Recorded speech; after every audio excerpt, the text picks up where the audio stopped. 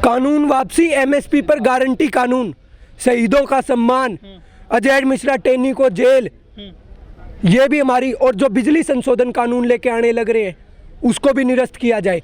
अनेक मांगे हैं किसान की, एक मांग नहीं थी। लेकिन जो किसानों की मांगे हैं वो फहरिस्त बहुत लंबी होती जा रही है आजकल। वो शुरू से इस आंदोलन से उपजी हुई है ना, वो सारे के सारे इस आंदोलन से। और ये आंदोलन किसकी वजह से हुआ? सरकार की वजह से। शहादतें किसकी वजह से हुई? सरकार की वजह से।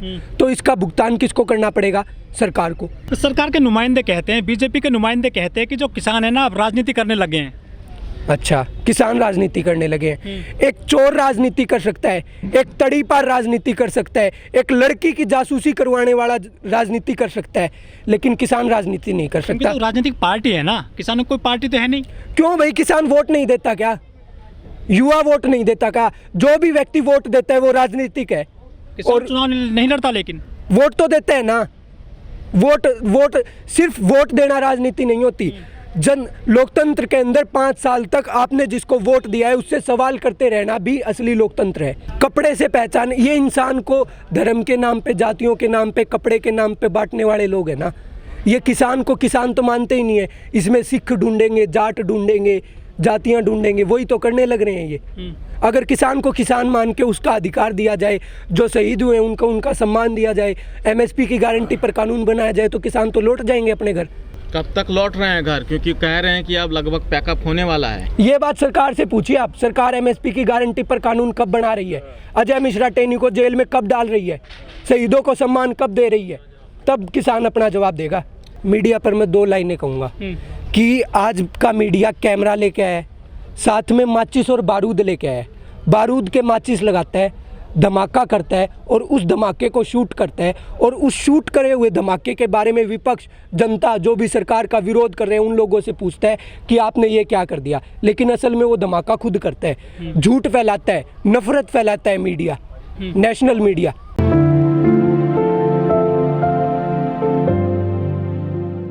किसानों की साथ में मांग थी एमएसपी की भी। आप एमएसपी की बात क्यों नहीं करते? एमएसपी की सरकार ने कुछ भी बात करी? एमएसपी के ऊपर कह रहे कमेटी बना देंगे, ये बना देंगे। क्यों भाई? हमारी तो मुख्य मांग है और 6 सत्रीय लेटर भेजा है प्रधानमंत्री जी को संयुक्त मोर्चा ने, उसका जवाब दिया है। जो शहीद हुए उनके सम्मान पर कोई बात हुई है? बात बताइए ना, पूरी बात बताइए। उनके पास ये रिकॉर्ड नहीं है। उनके पास लेबर मरे थे जो कोविड के अंदर, क्राइसिस के अंदर, उनका भी कोई डाटा नहीं था। लेकिन उनके पास पैसे का बहुत आंकड़े मिल जाते हैं। अभी एक हाईवे अथॉरिटी का डाटा है कि 2731 करोड़ का नुकसान हुआ है इस आंदोलन से। उनके लिए जीवन कोई महत्व नहीं रखता किसका? क्यों उनके पास आंकड़ा क्यों नहीं है? क्योंकि उन्होंने हमें किसान ही 1 हफ्ते पहले माना है। पहले तो वो खालिस्तानी आतंकी कहते थे ना। उनकी नज़र में तो किसान मरे ही नहीं है। आंकड़ा कहाँ से होगा उनके पास? अरे सब भाई, लेकिन जो पीएम साहब ने बयान दिया था कि हम लोगों को कपड़े से पहचान लेते हैं, लेकिन किसान मर गए हैं, उनका कोई रिकॉर्ड नहीं है, ये कहाँ तक जायज़ लगता है आपको? ये इनकी आत्मा मर चुकी है इस सरकार की। कई ऐसे जत्थेबंदियां हैं, उनका कहना है कि हमें एमएसपी, हमारी जो मांगे थी वो मुख्य नहीं थी, क्योंकि हमें पहले से एमएसपी पे चीजें मिल रही है पंजाब हरियाणा में। हाँ, किस नेता का बयान आया है? किस नेता की सुन करके आए हैं आप? गोदी मीडिया की सुन करके आए हैं। गोदी मीडिया तो चाहती ही है कि ये आपस में बट जाए।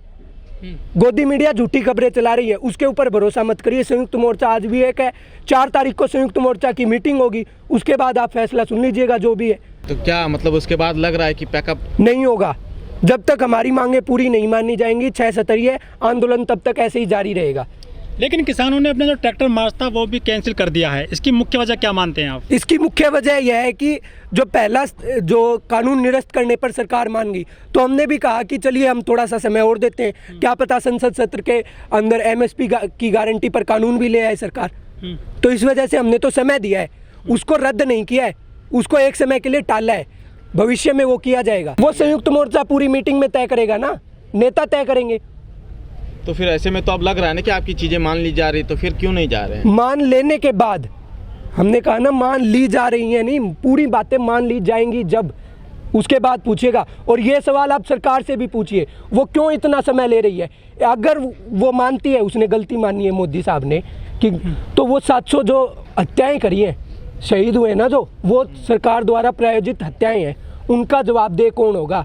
तीनों किसान कानून वापस हो गए हैं, लेकिन जो बड़े नेता हैं बीजेपी के, कलराज मिश्र और साक्षी महाराज, वो पहले कह चुके हैं कि हम इन कानूनों को भविष्य में लेकर आ सकते हैं। फिर भी सरकार को भी भविष्य में उखाड़ के फेंका जा सकता है। अच्छा, हाँ जी।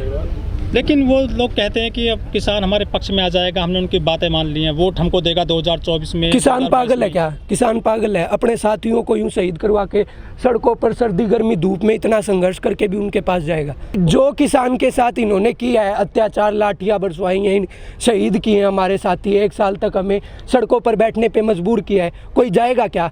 किसी का परिवार का कोई बंदा किसी ने मारा है, वो परिवार उस पार्टी को वोट दे देगा क्या?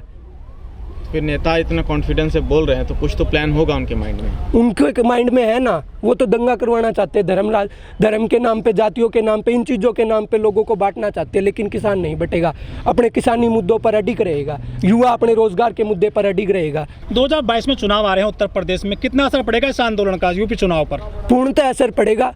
जो मुद्दों पर इलेक्शन होगा, पूरा जो भी पार्टी किसानों की बात करेगी, जो भी किसानों के लिए काम करेगी, उन्हें जिताया जाएगा।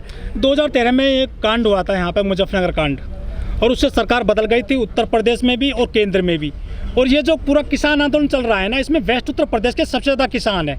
कितना परिवर्तन डालेंगे यहाँ के किसान आंदोलनकारी चुनाव पर? आपने मुजफ्फरनगर की रैली देखी थी? हाँ, देखी थी, 5 सितंबर की। और सभी धार्मिक नारे भी लगे थे, आपने देखा होगा। तो जितना बंटवारा हुआ था ना, जो आरएसएस बीजेपी ने करा था, वो सब यूं भाई भाई की तरह एकजुट हो गए हैं और एकजुट होकर वोट डालेंगे।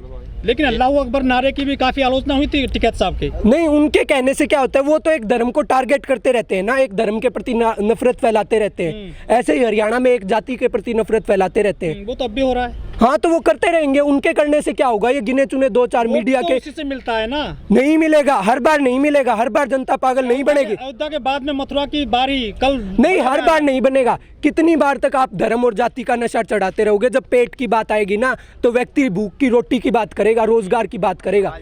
जब आपका पेट भरा हो, तभी आप धर्म की और जाति की बात कर सकते हो। लेकिन जो पेट और जो धर्म शुरू से रहे, सदियों से चलते आ रहे हैं, लेकिन प्रभावित तो धर्म करता है ना वोटों को। नहीं जी, हर बार नहीं करता है। पहले की स्थिति देखिए और आज की स्थिति देखिए। पहले हम देश की स्थिति काफ़ी अच्छी थी। आज पर कैपिटा जीडीपी के अंदर हम बांग्लादेश से भी नीचे हैं। लेकिन हमारे ही देश के गिने चुने 2 व्यक्ति पूरी दुनिया में, एशिया में अमीर होने लग रहे। ये बयान कैसा गया फिर अयोध्या वाला, वो मथुरा वाला कल? वो तो लोगों को बांटना चाहते हैं ना, डाइवर्ट एंड रूल, मुद्दों से भटकाना चाहते हैं। लेकिन नहीं भटकेंगे लोग। पूरे आंदोलन में धर्म बड़ा रहेगा मुद्दा, या फिर ये किसान आंदोलन? किसान आंदोलन रहेगा। अच्छा, सबसे बड़ा किसान। कुछ असर पड़ेगा? पूर्णतः असर पड़ेगा, कुछ नहीं, पूर्णतः। और ये क्या करते हैं, चाइना के एयरपोर्ट की फोटो भारत के एयरपोर्ट में दिखाने लग रहे, खुलेआम झूठ बोलने लग रहे इनके मंत्री, मीडिया, सब कुछ। लेकिन अखिलेश जी तो जिन्ना पे अड़े हुए हैं ना। कोई किसी पे भी अड़े, हम किसी राजनीति के प्रवक्ता थोड़ी है राजनीतिक पार्टी के। लेकिन आप कह रहे हैं धर्म की बात नहीं करते हैं वो। सभी करते हैं। हमने कहा मुद्दों पर जो बात करेगा किसान उसे वोट देगा। जो किसान की रोजी रोटी की, अधिकार की बात करेगा, उसे वोट दिया जाएगा।